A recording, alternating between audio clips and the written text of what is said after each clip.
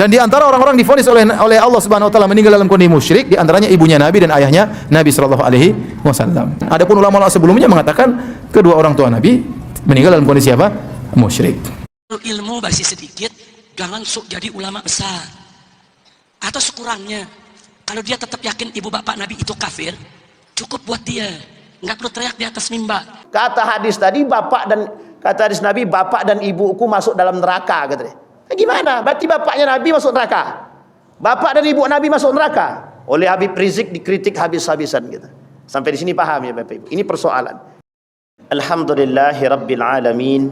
Alhamdulillahilladzi an'ama bi ni'matil iman wal islam bihima tatimmus salihat. Ashhadu an la ilaha illallah wahdahu la syarikalah wa ashhadu anna Muhammadan abduhu wa rasuluh la nabiyya ba'd. Allahumma salli wa sallim wa barik ala hadzal nabiyyil karim. Allahumma salli ala Muhammad wa ala ali Muhammad fil alamin innaka Hamidum Majid. Ya ayyuhan nasu taqu rabbakumul ladzi khalaqakum min nafsin wahidah wa khalaqa minha zawjaha wa batha minhuma rijalan katsiran wa nisaa wattaqullaha alladzi tasaaluna bihi wal arham innallaha kana 'alaikum raqiba. Puji syukur kehadirat Allah dengan mengucapkan alhamdulillahirabbil alamin, berselawat kepada Nabi dengan mengucapkan Allahumma salli ala Muhammad wa ala ali Muhammad fil alamin innaka Hamidum Majid. InsyaAllah kita semua husnul khatimah, amin ya rabbal alamin. Mudah-mudahan rumah tangga yang sakinah mawaddah warahmah, anak-anak yang salih dan salihah, istiqamah dalam ketaatan dan kebaikan insyaAllah. Orang tua kita yang telah mendahului Allah tempatkan di tempat terbaik di sisinya. Allah terima amal ibadahnya, Allah kumpulkan bersama orang-orang yang saleh. Dan insyaAllah untuk orang tua kita yang masih hidup, kuat, sehat, rezeki melimpah, insyaAllah husnul khatimah juga, amin ya rabbal alamin. Baik Bapak Ibu sekalian yang berbahagia, di malam hari ini ada hal yang ingin kita bahas bersama. Mudah-mudahan menjadi pengetahuan kita bersama. Dalam sejarah Islam ada yang disebut dengan periodeisasi namanya di dalam Islam itu. Dia di dalam Islam itu Bapak Ibu ada masa periode yang dalam sejarah kita sebut dengan perputaran waktu, yang di dalam Al-Quran disebut dengan akan diganti masa dengan masa yang lain gitu. Wa tilkal ayyam nudawiluha bainan nas, kata Allah, kami pergantikan masa tersebut. Saya malam hari ini lebih pengen berbicara tentang sejarah saja, biar kita nih ada semangat lain.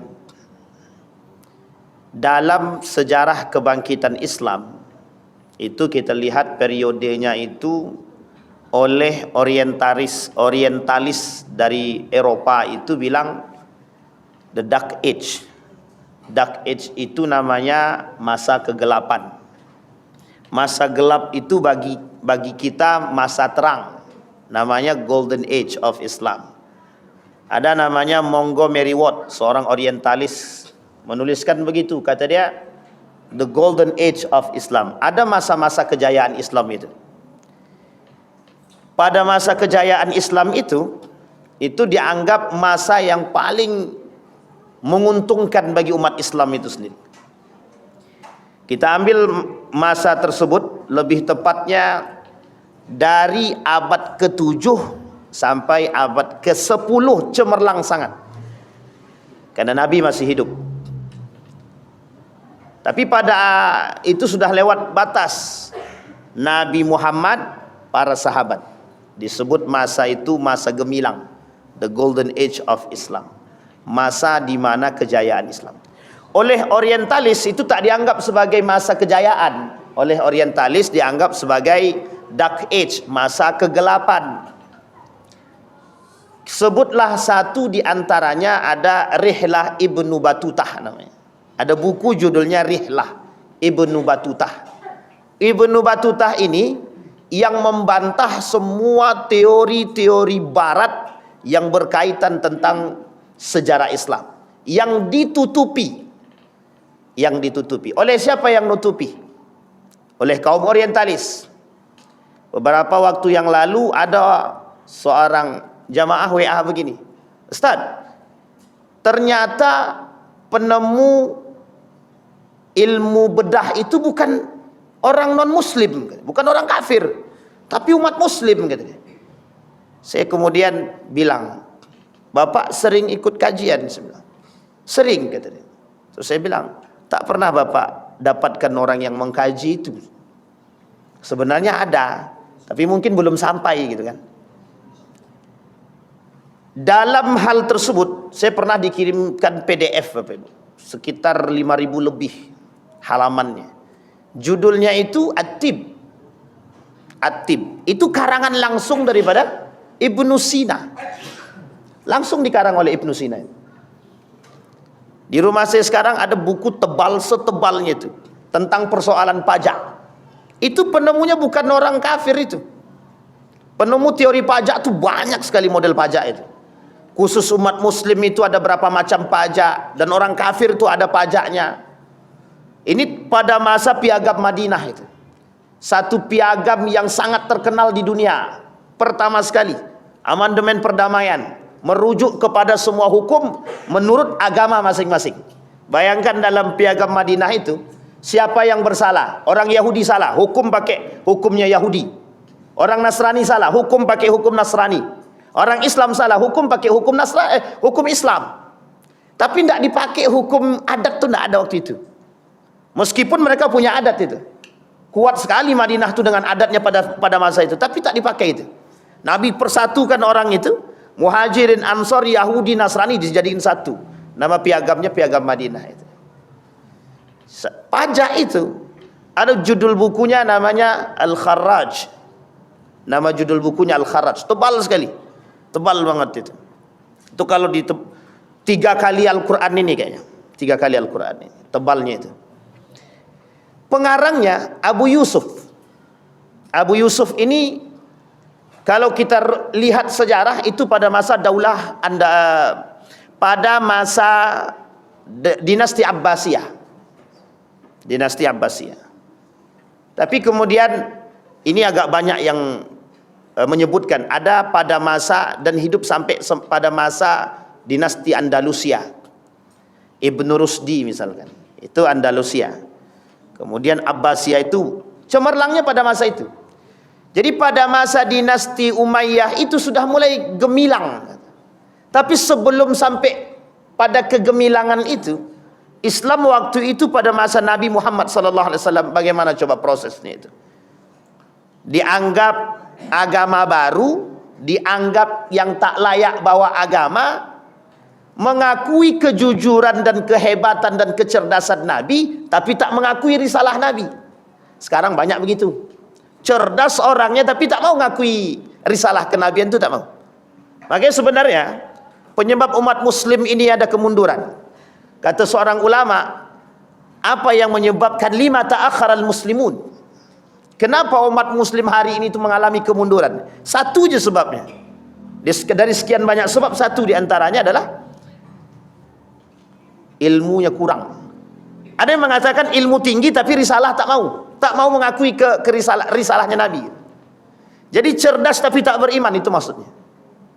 Tapi yang lain bilang salah satu penyebabnya itu adalah ilmu yang lemah gitu. Karena pada masa itu umat muslim itu cerdas-cerdas. Yang menemukan pesawat terbang, sebenarnya bukan pesawat terbang itu, sayap itu. Sayap pesawat itu. Itu penemunya sudah jelas, itu sudah ada dari muslim itu. Dan itu disampaikan. Bapak Ibu habis ini pulang ke rumah, buka video. Judul video itu The Golden Age of Muslim. The Golden Age of Islam. Sejarah kebudayaan Islam. Sejarah masa keemasan Islam.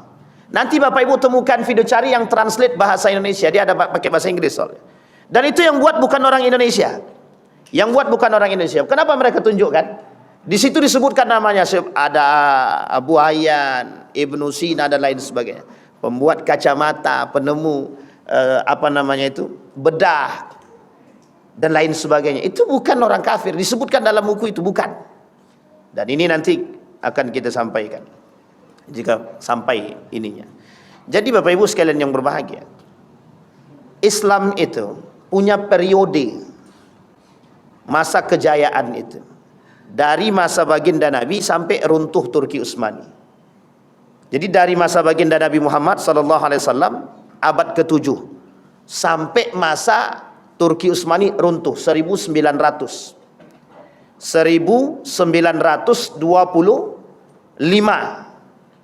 Sekarang dari masa baginda Nabi, dari masa baginda Nabi berapa? Kita hitung dari Nabi pindah ke Madinah.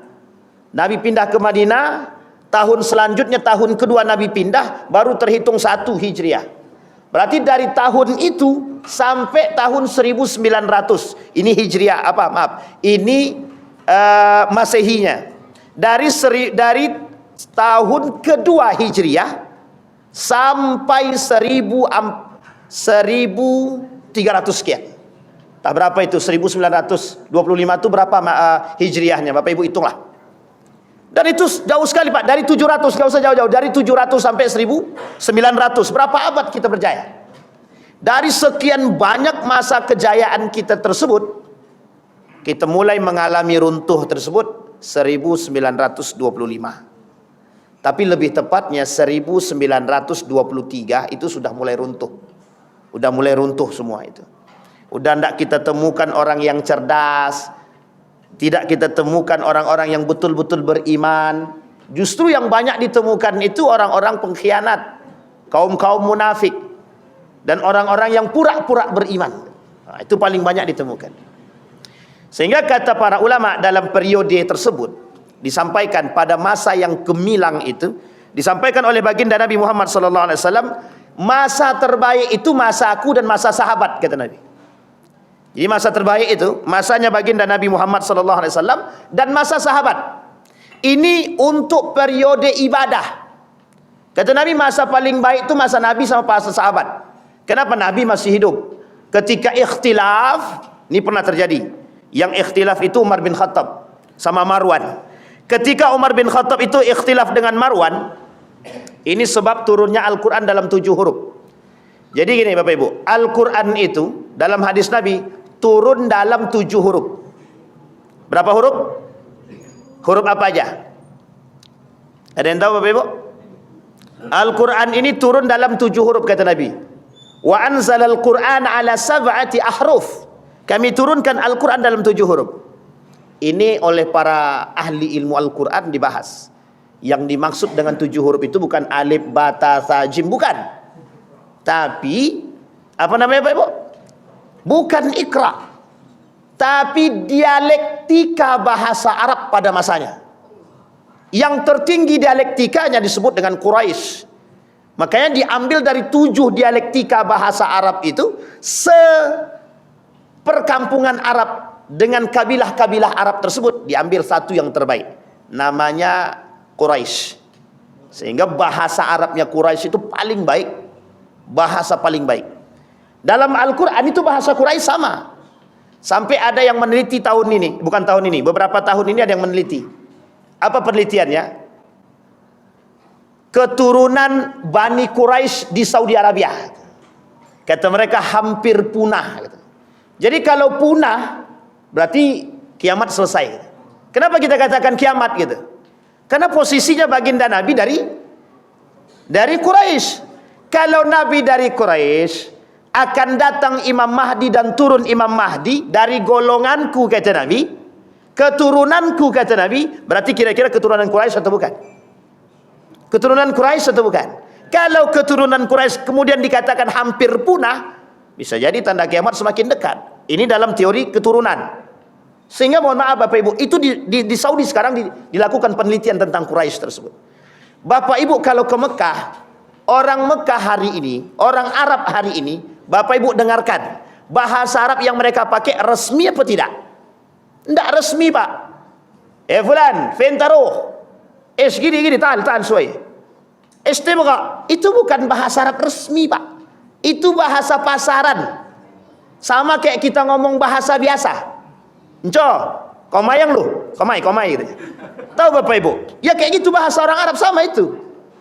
Dialektika Arab, dialektika Saudi, dialektika Yaman, Libanon tuh beda-beda. Meskipun Arab semua itu. Makanya kalau ada orang Indonesia bisa berbahasa Arab fasih, itu sangat dihormati.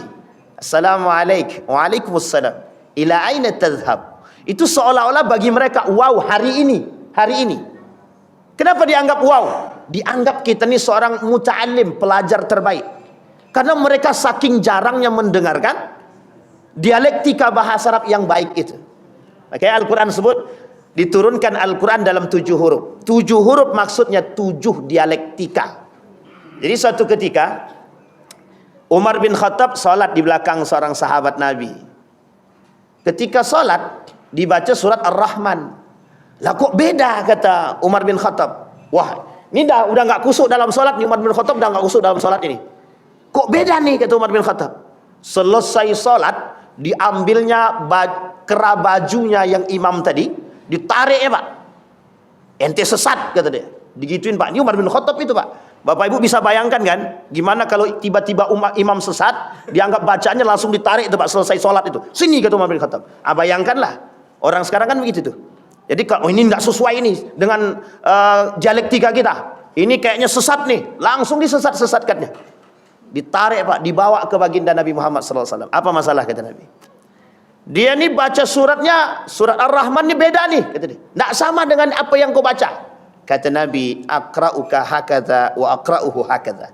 Aku bacakan kepada engkau dengan model begini, aku bacakan dengan dia dengan model begini. Sehingga kata Umar bin Khattab, oh begitu. 7 dialektika. Maka di dalam Al-Quran, ini ada sejarah Pak. Sampai Utsman dapat fitnah tuh di situ. Di dalam Al-Quran kita sekarang, itu bahasa yang diambil bahasa Arab Quraisy. Ada beberapa ayat di dalam Al-Quran yang tidak familiar didengar oleh orang-orang Arab. Kita ambil contoh. Bahasa Arab pisang itu mauzun. Tapi dalam Al-Quran tidak mauzun disebut. Itu bahasa yang sangat familiar. Mauzun itu. Bapak Ibu belajarlah bahasa Arab. Apa artinya bahasa Arabnya pisang? Semua orang akan bilang mauzun. Tapi dalam Al-Quran tidak. Ada seorang anak mahasiswa Universitas Islam Sultan yang di sini Sultan Syarif Qasim meneliti tentang kalimat pisang dalam Al-Quran. Cuman 1 kalimat. Dan dia teliti mengapa kalimat itu menggunakan bahasa Arab selain daripada bahasa Arabnya Quraisy. Akhirnya tak selesai. Karena tidak banyak dokumen tentang hal tersebut. Tidak mau Pak. Ternyata masih ada kalimat. Tapi tak banyak. Kalimat-kalimat yang bukan dari Quraisy di dalam Al-Quran itu tak banyak. Tapi ada. Sehingga mohon maaf Bapak Ibu, satu bentuk kemujizatan Al-Quran itu yang harus Bapak Ibu akui, ketika Zaid bin Thabit dengan Ali bin Abi Thalib yang diminta oleh Utsman ibn Affan untuk merangkum, untuk menuliskan Al-Quran tersebut, itu butuh waktu yang sangat panjang dan keseriusan. Nah, jadi ini sini letak mukjizatnya. Jadi mukjizat itu tidak sembarangan. Kita ambil contoh. Ada namanya surat Al-Fatihah. Bapak Ibu hitung jumlah huruf alifnya saja. Bapak Ibu jumlahkan huruf alifnya, nanti kelipatannya 7 itu mesti. Dan itu oleh seorang doktor di Universitas di Yogyakarta, Universitas Islam Indonesia, ahli Al-Quran, ahli qiraat sab'ah. Itu beliau lakukan penelitian ilmiah tentang huruf alif saja. Butuh waktu 2 tahun. Huruf alif to dalam surat Al-Fatihah saja. Coba bayangkan. Sehingga dikatakan mukjizat. Ada angka-angka tertentu dalam Al-Quran. Kenapa kok harus 7? Kenapa harus sekian? Dan tidak ada di situ angka sial 13. Yang dianggap sial kan? Tapi ada poinnya. Banyak Pak yang disebutkan dalam Al-Quran. Ini yang disebut dengan keilmiahan. Kata baginda Nabi, pada masa itu Umar bin Khattab saja sebagai orang yang sangat-sangat alim, itu masa itu terjadi pertikaian antara Umar dengan sahabat Nabi. Artinya periode ini, kata Nabi, periode terbaik gitu. Secara keimanan. Memang keilmuannya merujuk kepada Nabi semua. Semua yang tak tahu tanya sama Nabi. Sehingga yang keluar dari lisan Nabi itu adalah semuanya wahyu.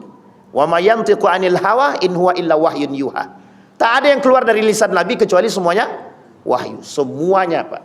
Ditanya sama Khalid bin Walid, semua disampaikan sama Nabi dan diabadikan dalam bentuk hadis baginda Nabi Muhammad sallallahu alaihi wasallam.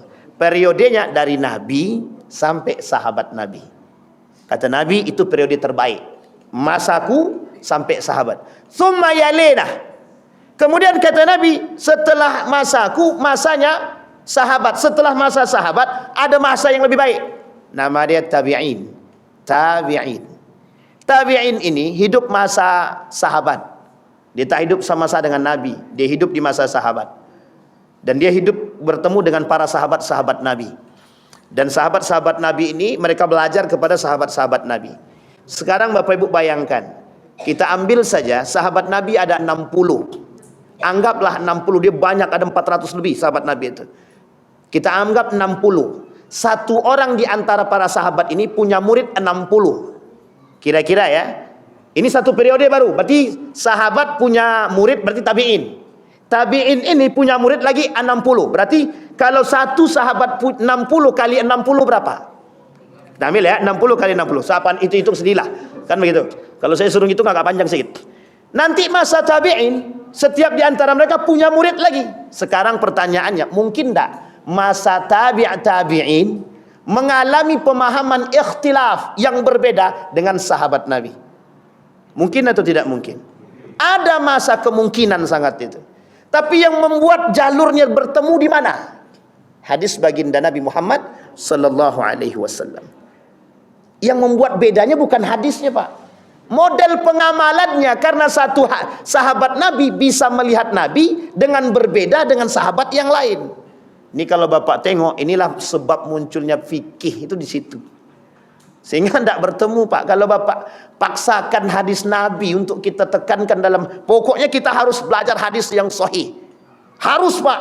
Nanti kalau kita bilang hadis sahihnya harus betul, kata hadis tadi kata hadis Nabi, bapak dan ibuku masuk dalam neraka, katanya. Gimana? Berarti bapaknya Nabi masuk neraka, bapak dan ibu Nabi masuk neraka. Oleh Habib Rizik dikritik habis-habisan gitu.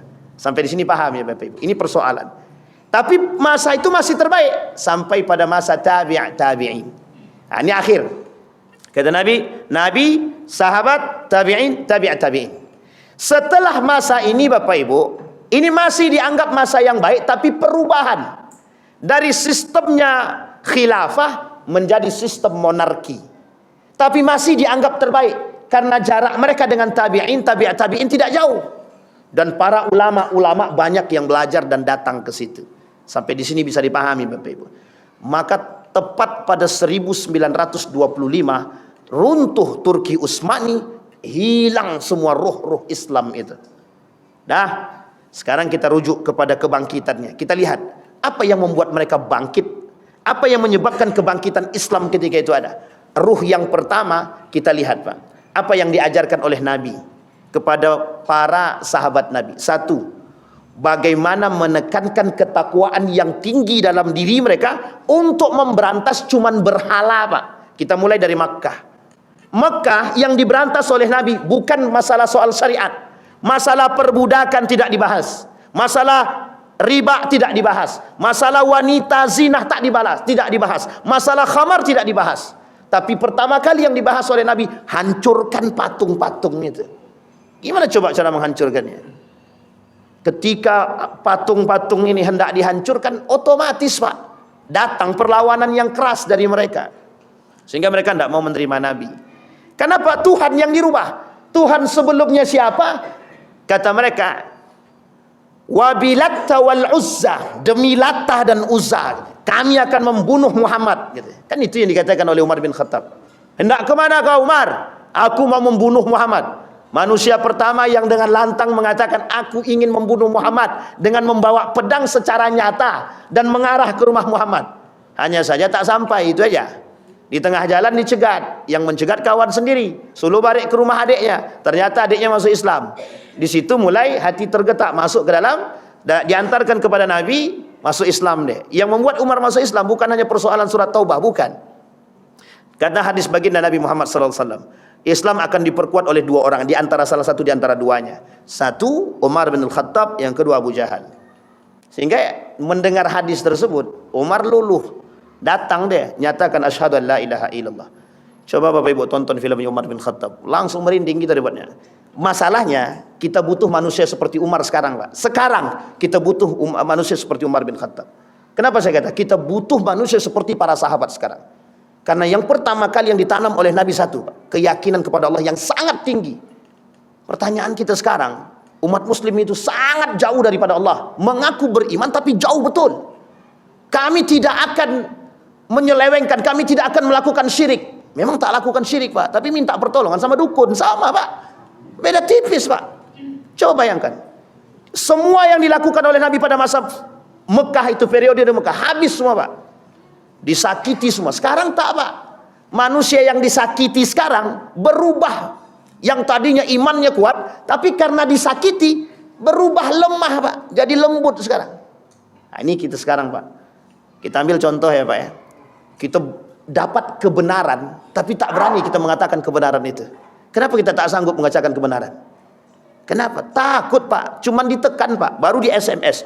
Nanti kalau kau sampaikan, awas anak istrimu aku bunuh semua. Besoknya diam semua, Pak. Langsung jadi plaster mulut kita semua. So, tak ada yang berani ngomong. Tapi waktu itu, apa kata Yasir ibn Amr? Jangankan persoalan yang lain, persoalan akidah. Aku tidak akan mengucapkan keluar daripada Islam. Setelah dibunuh kedua bapaknya, apa kata Yasir ibn Amr? Aku keluar daripada Islam. Sehingga Nabi tak mau berbicara dengan Yasir ibn Amr 3 hari. Nabi tak mau ngomong, Pak. Berarti kalau hari ini ada yang seperti itu, banyak yang tidak ditegur Nabi, Pak. Cuman sayang Nabi udah nggak hidup lagi kan gitu. Nabi sudah meninggal. Tapi meninggalnya Nabi, kata para ulama, Nabi yakin kalian Nabi meninggal. Yang meninggal itu jasadnya. Nah, itu bahasan para ilmu tasawuf ya. Itu boleh Bapak Ibu tanyakan sama Ustaz Fajriansa. Ustaz ya, Nabi Muhammad itu hidup atau mati gitu aja langsung. Tanyain, nanti dibahas tuh dalam ilmu tasawuf, Pak. Kita kembalikan pada poinnya, Pak.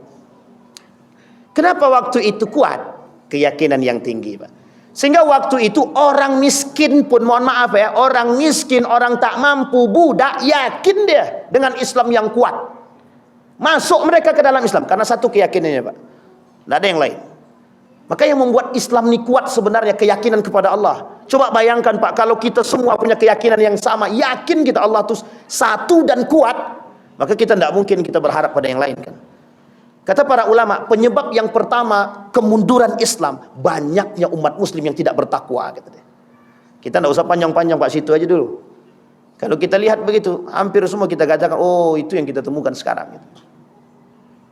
Maka kalau seandainya Ali Khumaini mengatakan, kita umat muslim ini bersatu, kenapa kalian lemahkan kami? Kita mau jawab apa? Kita yang sunni ini mau jawab apa? Kalau Syiah mengatakan demikian, kita yang sunni ini mau jawab apa? Kami Syiah berani berperang, kalian Sunni ngapain gitu. Kita mau jawab apa, Pak? Tidak ada yang bisa kita jawab. Sampai di sini paham, Pak ya? Sampai di sini paham, Bapak Ibu?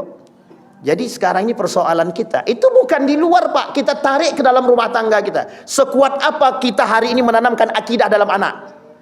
Sekuat apa? Satu. Yang kedua, ada penyebab kemunduran umat muslim selain daripada ketakwaan, hilangnya jihad. Kita lihat, Pak, apa yang tertanam dalam diri para sahabat ketika itu. Cuman satu, Pak.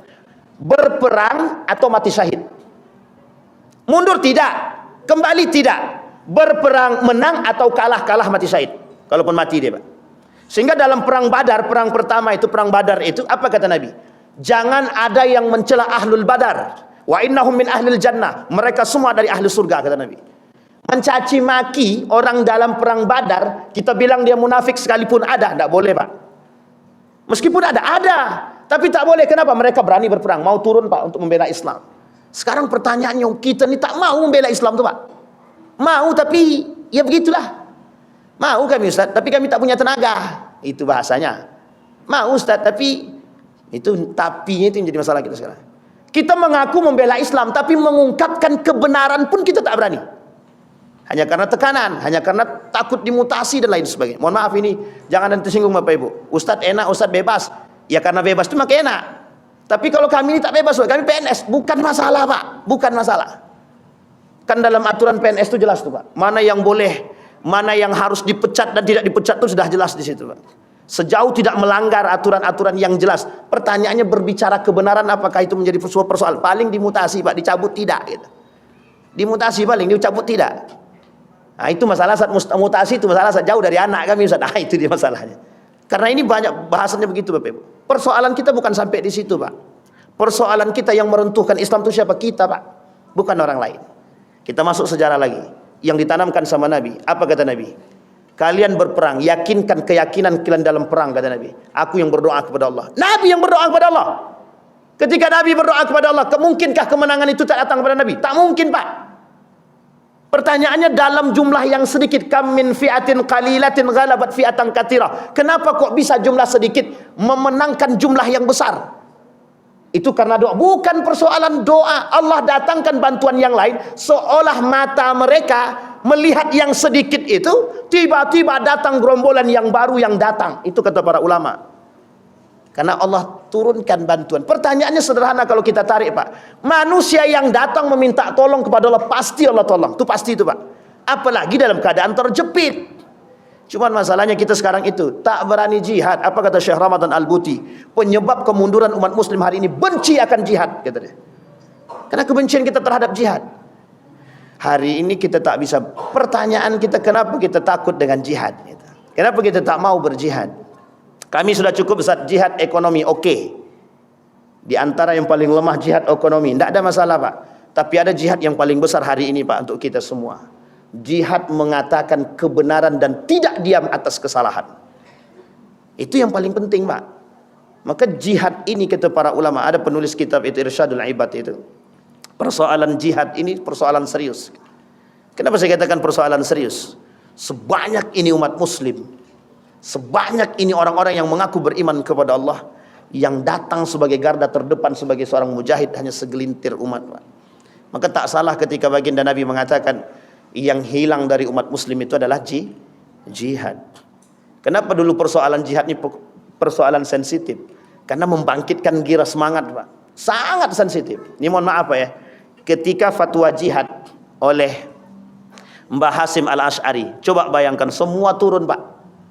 Posisinya semua turun. Fatwanya cuma satu. Semua yang berjihad melawan penjajah, mati dia, mati syahid, masuk surga. Cuman itu yang diharapkan Pak. Ini pernah ingat kasusnya Habib Rizik Pak ya.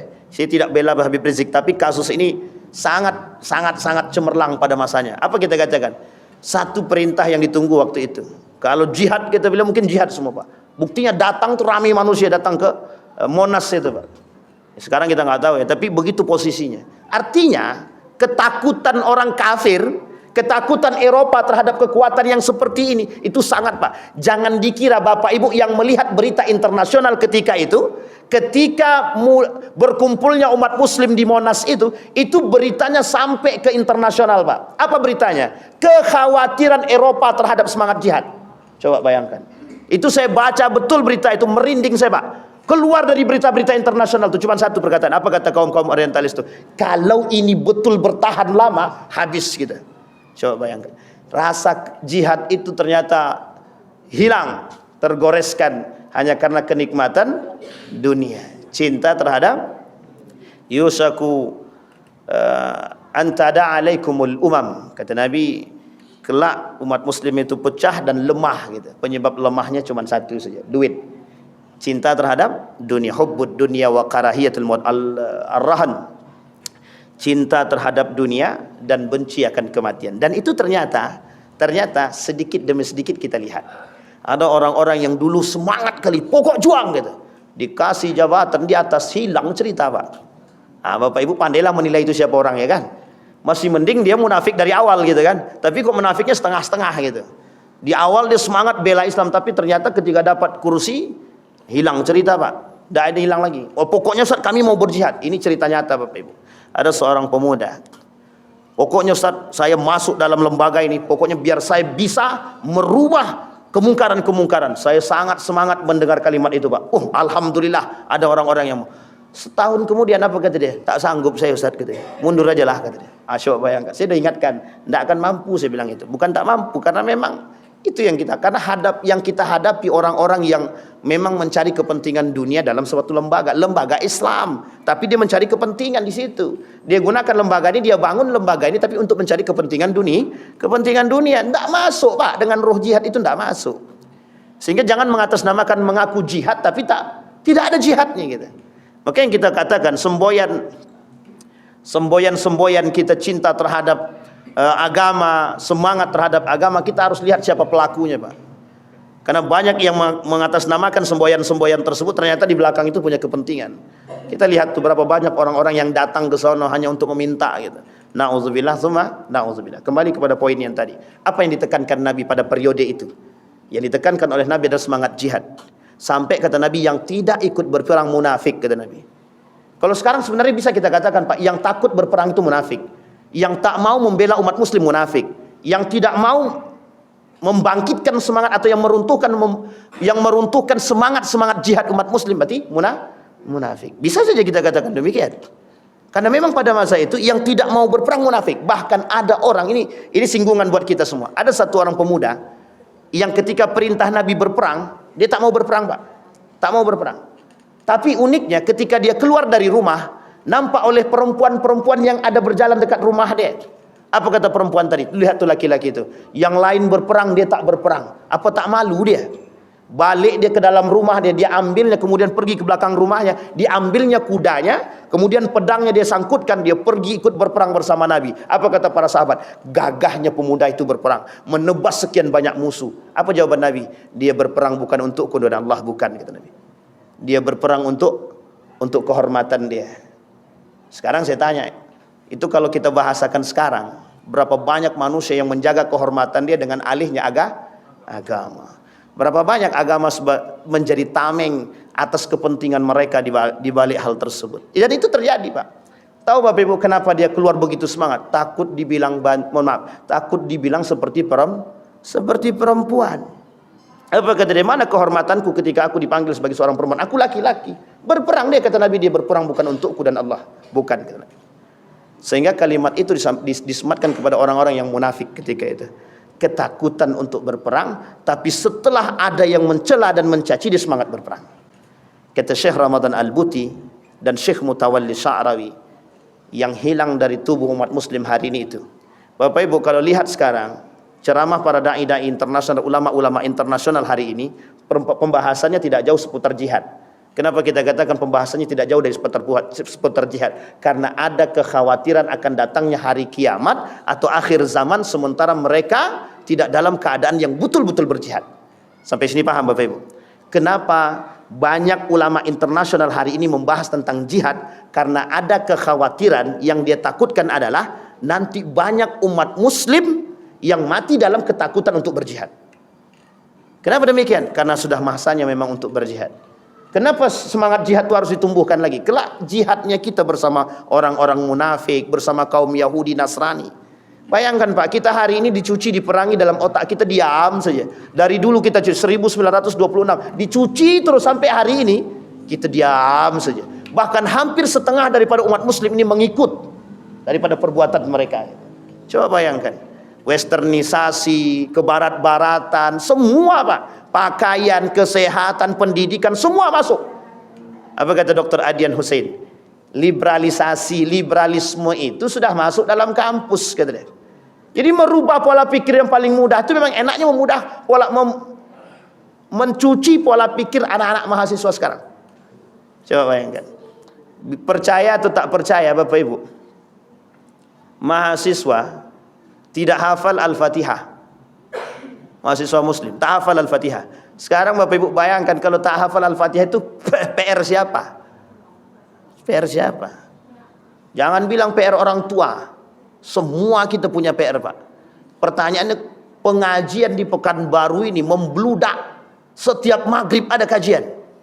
Tapi masih banyak mahasiswa yang tidak bisa baca Quran. Pertanyaannya, apa dan siapa dan mengapa?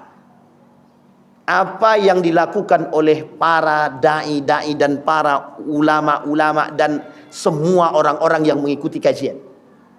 Ustaz, itu kan harus mereka yang mau. Sekarang tak butuh Pak. Kita sekarang ini tak bisa nunggu dia mau. Tak bisa. Tak bisa kita tunggu sadar, tak bisa. Karena sulit untuk menyadarkan dia. Lebih banyak pengaruh buat dia tak sadar daripada sadar. Maka kebijakan penting Pak, kebijakan penting. Orang tua buat kebijakan di rumah, sekolah, SMP, SD, SMP, SMA buat kebijakan. Cuman masalahnya kalau dibuat kebijakan, Ustaz, nanti keluar mereka dari sekolah itu, biarkan sekolah keluar. Nanti sunyi sekolah kami, Ustaz. Kalau sunyi sekolah kami, nanti di mana kami cara menggaji guru? Sampai ke sono, Pak. Coba bayangkan, sampai ke sono Kak pikirannya, Pak. Coba bayangkan. Begitulah mirisnya pendidikan di tempat kita sekarang. Sampai di sini paham, Bapak Ibu? Jadi secara mereka merusak itu terstruktur. Masuk ke dunia pendidikan, rusak semuanya. Hilang Al-Quran, hilang jihad. Hilang Al-Quran, hilang iman. Hilang kedua-duanya, hilang Islam. Sampai sini paham, Bapak Ibu? Kalau enggak mungkin ada mahasiswa Muslim tidak hafal Al-Fatihah. Kalau cuma, Ustaz, kan Al-Fatihah itu panjang. Itu udah miris banget ya Pak ya. Udah miris banget gitu. Sekarang ada mahasiswa tak tahu huruf hijaiyah. Tak tahu huruf. Berapa jumlah huruf hijaiyah, Nak? Saya tanya, berapa jumlah huruf hijaiyah? Belum pernah saya hitung lagi Pak Ustaz. Nah, coba ketua. Itu kalau seandainya Bapak Ibu ketemu dengan anak itu mau diapain tuh? Mau kita apakan gitu. Sehingga saya buat begitu kelasnya, Pak. Tidak usah belajar. Tidak usah belajar. Apa pelajaran kita? Baca Quran aja udah selesai. Satu semester ini kalian hafalkan aja Al-Fatihah itu semua. Kalau udah hafal Al-Fatihah saya kasih nilai A+. Tidak ada lagi apresiasi yang bisa kita berikan, Pak. Dan itu terjadi. Kita runut sejarah, Pak ya. Kita runut sejarah. Dinasti Andalusia. Pada masa Daulah Andalusia atau dinasti Andalusia. Kerajaan Andalusia. Kerajaan Andalusia, kecintaan manusia terhadap suasana dunia dan kekuasaan ketika itu hilang, Pak. Hilang ruh agama, hilang. Hilang ruh agama. Ditambah datang Ziryab bawa musik. Selesai, Pak. Memang waktu itu menggema di Eropa itu, penyebab menggemanya musik di Eropa itu faktor Ziryab ini memang. Ziryab, kata para ulama, manusia kontroversi pada masanya. Nah, ini kita kaji sejarah Ziryab ini sedikit sebelum kita tutup. Jadi Bapak Ibu, ada namanya Ziryab. Ziryab ini, kata sebagian para ulama, dia hidup di masa dinasti Andalusia. Dia ini ahli seni, bukan seni bela diri ya, tapi dia bisa bermain musik, pandai bermain musik. Sehingga Ziryab ini membawa alunan musik itu di dinasti Andalusia ini. Dia perkenalkanlah kepada masyarakat tentang musik ini. Mohon maaf Pak, ternyata masyarakat senang mendengarkan musik tersebut. Sehingga akhirnya diundanglah Ziryab ini datang ke istana untuk mengajarkan orang-orang di istana itu musik, bermain alat-alat musik, kemudian membuat syair dan lain sebagainya. Apa yang terjadi? Tidak butuh waktu lama. Semua orang-orang di Eropa ketika itu, Andalusia itu, Spanyol itu mencintai perbuatan musik itu. Ketika mencintai musik itu kan tak salah secara hukum, Pak Ustaz. Oke lah. Pertanyaannya adalah, kata para ulama ketika itu, lebih banyak kecenderungan kepada musik atau dunia dan hiburan ketimbang Al-Quran. Gitu. Jadi disebabkan oleh mereka ketika itu, matinya Al-Quran dan Islam sebenarnya juga ada pada aspek munculnya musik di tengah Andalusia ketika itu. Sehingga redup Andalusia, hilang Al-Qur'annya, hilang semangat jihadnya, hilang imannya, hilang Islamnya. Sehingga mohon maaf Pak, kalau sudah hilang Al-Qur'annya, sudah hilang imannya, sudah hilang akalnya, sudah hilang Islamnya, tinggal satu saja, kehancurannya. Sehingga apa yang terjadi? Tak lama kemudian runtuh kerajaan Andalusia, runtuh. Meskipun ini salah satu penyebab dari sekian banyak sebab. Sampai di sini paham Bapak Ibu. Jadi umat Islam ini, hari ini, kita sekarang ini, tidak akan pernah bangkit kalau seandainya kita masih cinta terhadap dunia. Satu, kita umat Muslim ini tidak akan pernah bangkit kalau kita tak pernah berani berjihad. Kita umat Muslim ini tidak akan pernah bangkit sejauh kita masih lebih mencintai musik ketimbang Al-Quran. Sampai di sini bisa dipahami Bapak Ibu. Kita kembalikan poinnya Pak. Penyebab runtuh itu penyebab penegaknya Pak. Penyebab bangkitnya. Ketakwaan yang tinggi kepada Allah hilang hari ini, kita bangkitkan kalau mau kita bangkit. Kecintaan terhadap ilmu kita tingkatkan kalau mau. Sekarang anak-anak sekarang suruh baca buku tidak mau.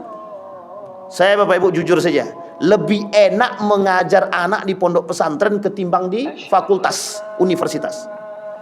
Ini saya jujur-jujur aja. Kenapa Bapak Ibu? Ya Allah, susahnya menyuruh baca buku.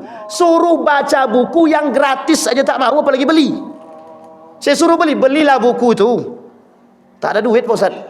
Beli paket bisa, beli buku tak bisa. HP-nya iPhone semua Pak.